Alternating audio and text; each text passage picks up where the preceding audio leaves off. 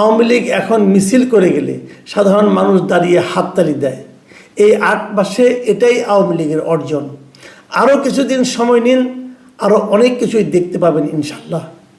আসসালামু আলাইকুম।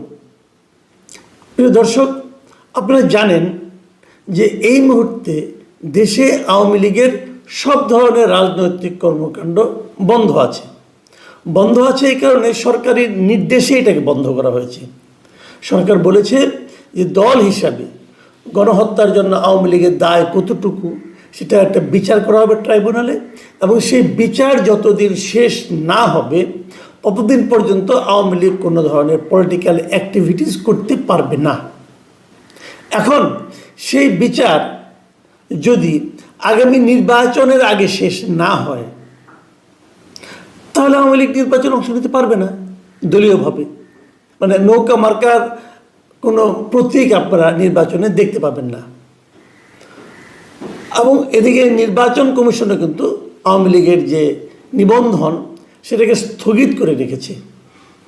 কাজেই ধরে নেওয়া যাচ্ছে আর যদি নির্বাচন হওয়ার আগেই সে ট্রাইব্যুনাল থেকে রায় চলে আসে, যদি রায়টা আওয়ামী লীগের পক্ষে আসে যে আওয়ামী লীগকে নিষিদ্ধ করা হলো না, তাহলে হয়তো আপনারা আওয়ামী লীগকে পাবেন। আর যদি আওয়ামী লীগকে নিষিদ্ধ করে দেয় তাহলে স্থায়ীভাবেই হারাবেন। এটি হলো বাস্তবতা। বর্তমান নির্দলীয় অন্তর্বর্তীকালীন সরকারের এই হচ্ছে রাজনৈতিক অবস্থান। এটাকে এভাবেই রাখুন, এভাবেই ভাবুন। অরাজনৈতিক সরকারের রাজনৈতিক অবস্থান হচ্ছে এটা যে আওয়ামী লীগ তাদের বিরুদ্ধে বিচার শেষ হওয়ার আগ পর্যন্ত কোনো রাজনৈতিক কর্মকাণ্ডই চালাতে পারবে না। মানে আওয়ামী লীগ নিয়ে কোনো আলোচনা চলবে না। আওয়ামী লীগের পক্ষে আওয়ামী লীগের ভালো মন্দ নিয়ে কথা বলা যাবে না। যা হোক না হোক, কিন্তু আমরা তো জানি পৃথিবীর সব দেশেই রাজনৈতিক দলগুলোর কিছু নিজস্ব ভোট থাকে। মানে যারা নাকি ওই দলটা করে, ওই দলের কর্মী, ওই দলের সমর্থক, তারা ওই দলকেই ভোট দেয়। যেমন কিছুদিন আগে আপনারা জানেন, গত কয়েক বছর আগে পাকিস্তানে ইমরান খানের যে পার্টি ছিল তেহরিক ইনসাফ, তাদেরকেও কিন্তু এরকমভাবে নির্বাচনের আগে নিষিদ্ধ করা হয়েছিল। যে তাদের যে প্রতীককে নিষিদ্ধ করা হয়েছিল, তারা ওই প্রতীক নিয়ে ওই দলের অধীনে কোনো নির্বাচন করতে পারবে না। ওই দলের যারা সমর্থক ছিলেন, ওই দলের যারা নির্বাচন করতেন দল থাকলে পরে, তারা সবাই স্বতন্ত্র দাঁড়িয়েছিলেন। এবং ইন্টারেস্টিং হলো তারাই একক সংখ্যাগরিষ্ঠ হয়েছিল সে স্বতন্ত্রের দল। সে যাই হোক না কেন, আমি ওই আলোচনায় যাচ্ছি না। তো এখানে সেরকম কিছু হবে কিনা আমি জানি না।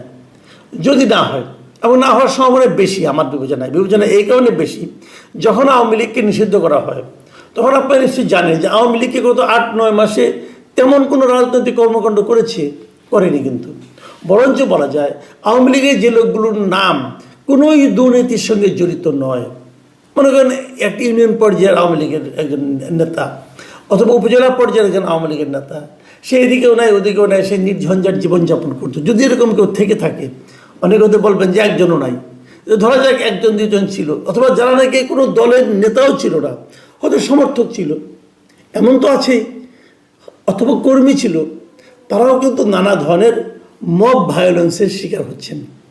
কাজেই তারা যে ইলেকশন করতে পারবে না, এটা আমার কাছে মনে হয় না। এখন প্রশ্ন হচ্ছে, যদি তারা নির্বাচন করার সুযোগ না পায়, যদি সেখানে নৌকা মার্কা কোনো প্রতীক না থাকে, তারপরেও তো দেশে আওয়ামী লীগের কিছু ভোট আছে। কিছু লোক তো আওয়ামী লীগ করে, মনে প্রাণে করে, হয়তো বংশানুক্রমিকভাবেই করে। তার দাদাও আওয়ামী লীগ করতো, বাবাও আওয়ামী লীগ করতো, এরকম কিন্তু আছে। ওগুলিকে আমরা আওয়ামী পরিবার হিসেবেই চিনি। এরকম বিএনপির কিছু পরিবার আছে, জামাত ইসলামের কিছু পরিবার আছে, এটা থাকবে। তো সেই লোকগুলি কোথায় ভোট দিবে? সেই লোকগুলির জন্য আপনি কিন্তু একটা বিকল্প সরিয়ে নিলেন, যে তাদের জন্য কোনো চয়েস নাই, তাদেরকে বাকিগুলির মধ্যে ভোট দিতে হবে।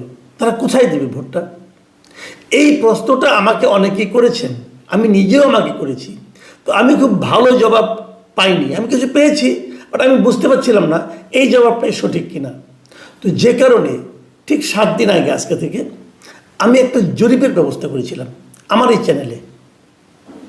এখন অনেকে বলবেন যে তোমার চ্যানেল তো ভাই এরকম, তোমার চ্যানেলে তো ওই ধরনের লোক যে হুমড়ি খেয়ে পড়ছে, হতে পারে, আমার তো কিছু করার নাই, আমি তো কাউকে জিয়াফত করে নিয়ে আসি নাই, গুরু জবাই দিয়ে নিয়ে আসি নাই, যে এখানে এটা ওপেন, আপনি যদি আসেন আপনিও তো আমার এখানে আসতে পারেন, ভোট দিতে পারেন, কোনো সমস্যা নেই।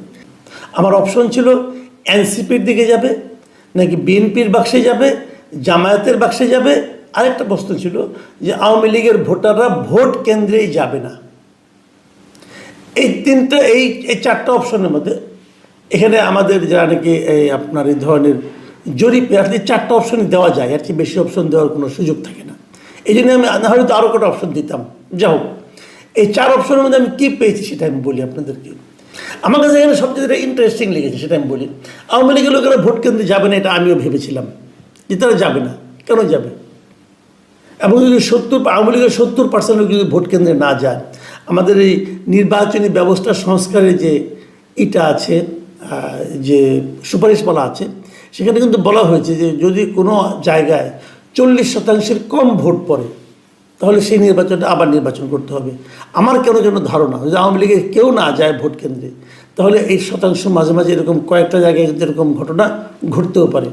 আমি জানি না কি ঘটবে, তবে আমার কেন যেন আশঙ্কা হচ্ছে।